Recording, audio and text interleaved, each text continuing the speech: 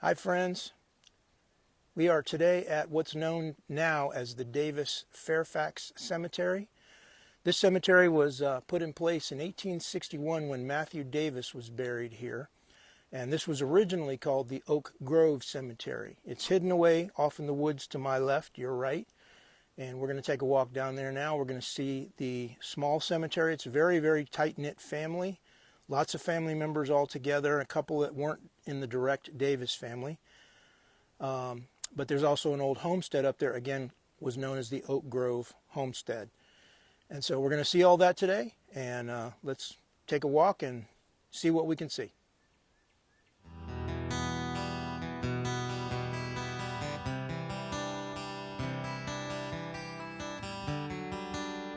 So we are on a walk of the battlefield today.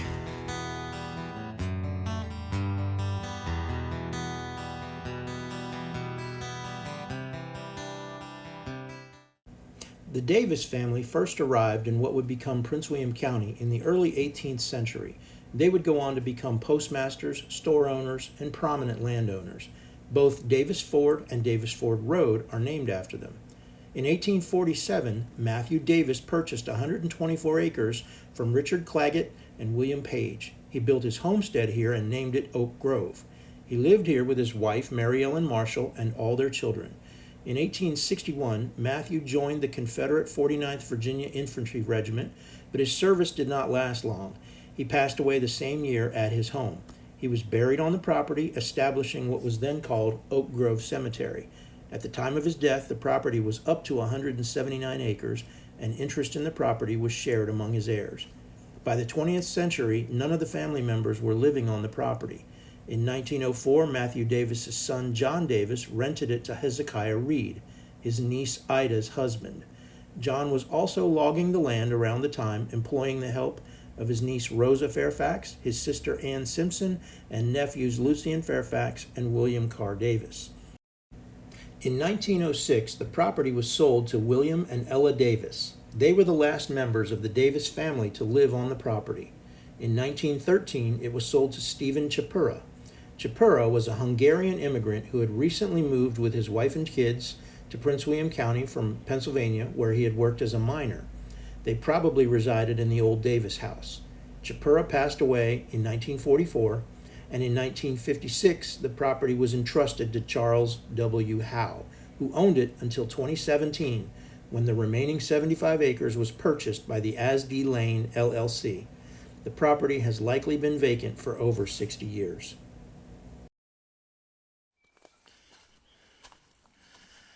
So now we can see the remains of what was the Oak Grove homestead. Now, I'm sure that this house was repaired and restored and refurbed along the way. That is not 1847 materials, although some of it could be. I noticed the bricks inside the concrete blocks, etc. But these are more modern shingles here. Those are not original to the house. But there is a lot of old wood here. You see, these are more modern bricks here. These yellowish ones. Yeah.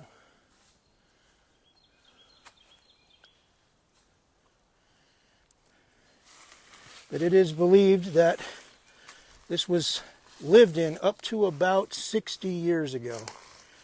So I'm trying not to fall through the old roof boards here. Let's take a look at the back side of this chimney.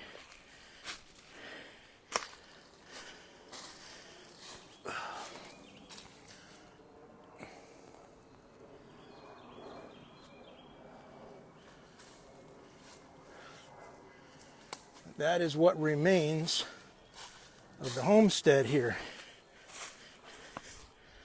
I've got an old wheelbarrow here. I'm going to say this is more like early 1900s here.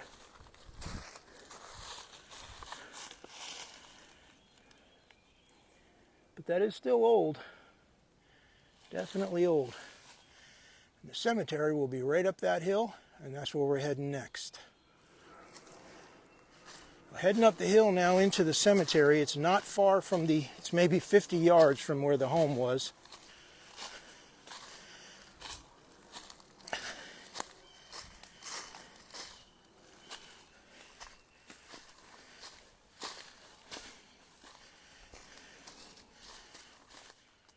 So here we are at the cemetery, the Davis-Fairfax, also known as the Oak Grove Cemetery. And we have right here in front of us Matthew Davis and Mary E. Davis. And this would be the dad and the mom of the Davis family there. The first ones to arrive here in 1847. Matthew Davis, who was a Confederate soldier, but interestingly enough, his service wasn't that long. He enlisted in 1861, but he also died in 1861 at home. So I don't believe he died in battle. It was either an accident or he got sick or something of that nature. But right beside him, Mary Davis, his wife, she died in 1909, so she outlived him by a good number of years. But interestingly enough, apparently this was a very close family because these two had 6 children, and all 6 of them are right here in this cemetery together with them. No matter what their age was. There was one 12-year-old and the rest of them grew into adulthood. But we'll start back here with Mary Jane Davis Fairfax, who lived to 80 years old. And she, interestingly enough, right here beside her, she was the mother of Ida Reed. If you remember in our intro audio, you heard me talking about Ida. I mentioned her name in the text there. She was also the mother of Willie E. Fairfax. She was also the mother of Mary Fairfax Jarman, right here. And Mary Jarman was the mother of this 3-month-old infant Maud, who was buried right here beside her mom. All right, so, and Mary Jarman, after a long illness, she passed away and her sufferings now are over. So, some sickness in this family at various points caused people to die young. But again, as I was saying, Matthew Davis and his wife Mary Ellen, they had 6 children. That is the first one right there, Mary J. Fairfax. Here we have Annie Simpson, who lived to 59 years old. That was another of their children. We have Lucian Davis, and he was killed at 27 years old in an accident on the Culpeper Railroad. And we have a young lady named Susan Davis who died at 12 years old in 1865. I was not able to find out what she died of, so accident, sickness, don't know. If you know, let me know in the comments. But back here, we have the last 2 children, Lycurgus Davis and Oliver S. Davis. These are the 6 children of Matthew and Mary, right there, mom and dad. So, very close family. These 2 right here, Lycurgus Frederick Davis, had one child who was buried at the Bacon Race Cemetery, which is a couple of miles from here, in 1917. And Oliver had one child who was buried at Bacon Race in 1938. So the Davis family was all over the place in the Woodbridge area where we are. But over here we have Aubrey Fairfax, who died in 1919. And at 37, matter of fact, 37 years old, left his wife Effie Fairfax Swan a widow. She died in 1964, and I do not know if she ever remarried. But this is, oh, by the way, there are two more burials in here that I cannot find stones for, not inside the fence or outside the fence. And that would be Richard Mills, who lived from 1856 to 1918. And I could find no other records for Mr. Mills. And then Leoma Woodyard Fairfax, who lived from 1881 to 1963. She died at 81 years old. Her husband's name was Joshua Coffer Fairfax, and also Joshua Coffer Fairfax was buried at Bacon Race 10 years before his wife in 1953. So why they're not together, also I don't know the answer to that one.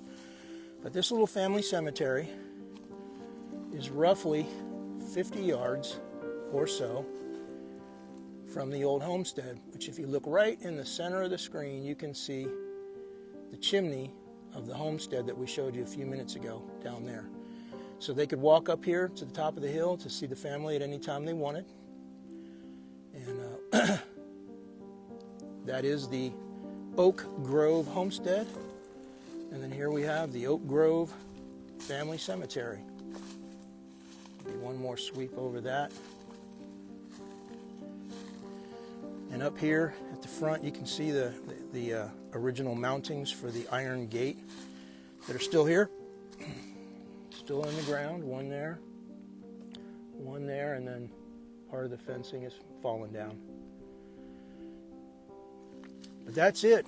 Beautiful day here on top of the hill at the Oak Grove Homestead.